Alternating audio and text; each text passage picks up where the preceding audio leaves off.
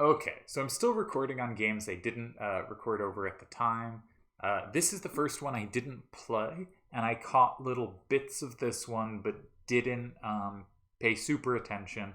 So I'm sort of going to try to replicate what I was thinking as I watched it. Because I don't think I evaluated it too well, but I thought my evaluations were kind of interesting. I thought it was a neat game. So this is a Zoom versus Delial in chat tournament 37 round 3. I think round 3. I think this was the semifinals. Yeah, must have been. Okay, so Deli has starter. The most important thing, let's see if I scroll down to show the rules. No, I apparently didn't. Let me bring I think the rules are no plus wall. I'm pretty sure it's no plus wall. Same plus same wall. And Deli takes his time per usual, and starts in 6.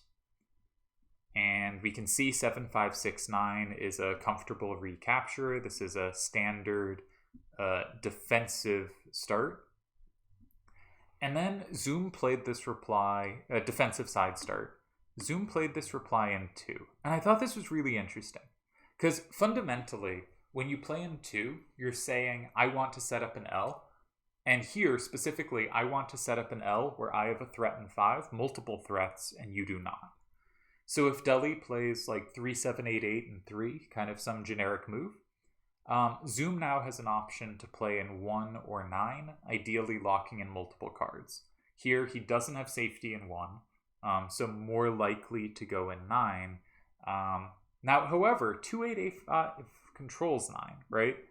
Or at least controls 8's facing out in 9, because same wall is on. But say Ozzy in 9. So you could have some sequence, Deli plays 3, Zoom plays 9, and the thing is, Zoom has 6 and 9 safe, and Deli's obvious move in 1, Zoom can meet it in 5, while Deli has no move in 5. So I've always had a real affinity for this type of move as a way to set up an L. And yeah, I think it is an appealing way to set up an L. I did wonder watching this game, is this the move order you want? Because often, say you could set up an L, you can set up an L against 6 by going in 2, you force 3, and you go in 1 or 9. You could also go in 3 yourself, and when they play their recapture in 9, 7, 5, 6, 9 goes in 9, then you play 2. And you have kind of a similar L. And there's a question, do you want the card that's fully locked in 3 and a potentially vulnerable card in 2, or do you want the cards that are in 6 and 9, which are both potentially vulnerable but maybe actually completely safe, right? There's something on the board, they can be threatened on the board, but for the moment they are safe. And if you go in 2, you're kind of saying, I want the cards in 6 and 9. And if you go in 3, you're saying, I want the cards in 2 and 3. And I think there's kind of an interesting, not just philosophical, but sort of philosophical difference there of which cards you want to possess, right? And if you're the kind that likes defensive side starters, maybe you want to be on the side that's the 6 or 9. And if you're the side that kind of likes your more standard L's, maybe you're on the side that likes having the 2 or 3. I don't think there's a ton of difference, but there can be a bit there. The other thing is... No, that might have been the only thing. My brain just left me. So let's stop there. I think there's an interesting question between, if you're going to say use 6-8-A2 and you're going to use Aussie 7-7-2A, do you start with 6-8-A2 and 2, or do you start with Aussie and 3? I do think also starting in 2 is sort of a more complex option. Players are going to be drawn to more different kinds of things against this move. So it gives more options, and that can be risky, but of course that can be strong. The more options you give your opponent, the more chance they have to mess up. The more options you give your opponent, the more chance there's something big you missed, right? And so the more dynamic risk-taking player you are, the more you will pick the move that opens up possibilities, and the more of a careful, keep things under control player you are, the more you will minimize possibilities. I tend to be more in the control side of things, but I also have a real affiliation for moves in 2 here, and wrote an Occult Fan article about them after I won one of the proudest games I've won, which was, I think, TTAC Championship, defending my title against Great Sephiroth in a game that, yeah, meant a lot to me. So I really like moves like this, and I thought it was not obvious how Deli should continue. Deli went in 1. He went, okay, my Dalton, my 7569, is really good for 3 and 9. 1, 3, and 9 are the critical squares. I don't have 5. I'll take 1. You know, that's a square that's useful to me, and I will still leave this pairing of 3 and 9 open. Whichever one you grab, I grab the other, and that gives me 6. Of course, Zoom has a threat in 5, so I did think watching this that Zoom was in good shape. That fundamentally, Deli was in some danger, significant danger here. Zoom has a threat against the card in 1. He can attack it immediately if he chooses. But also, if 3 and 9 are occupied, Zoom can play 5 at the end, and that might be powerful. And I liked how Zoom played it.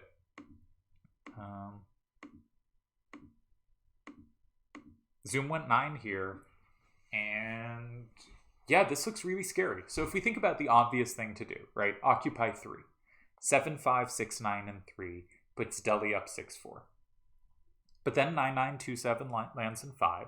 That's going to flip 2 cards. Zoom is up 6, 4. And everything that can be interacted with, well, there's still, Deli has a weakness on board. So Zoom is up 6, 4 after going in 5. If Deli goes in 8, he has the same wall there, but it does not matter. It doesn't flip any extra cards. But either card Deli could put in 8 would make it 5, 5.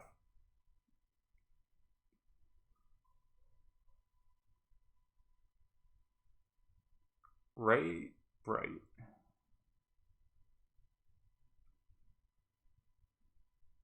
So that's going to tie. For some reason, I thought that was losing for Deli.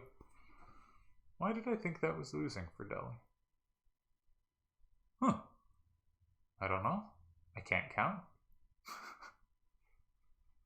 I can't count. I kind of thought that 9728 snagging 1 was going to win it, but now I don't think so.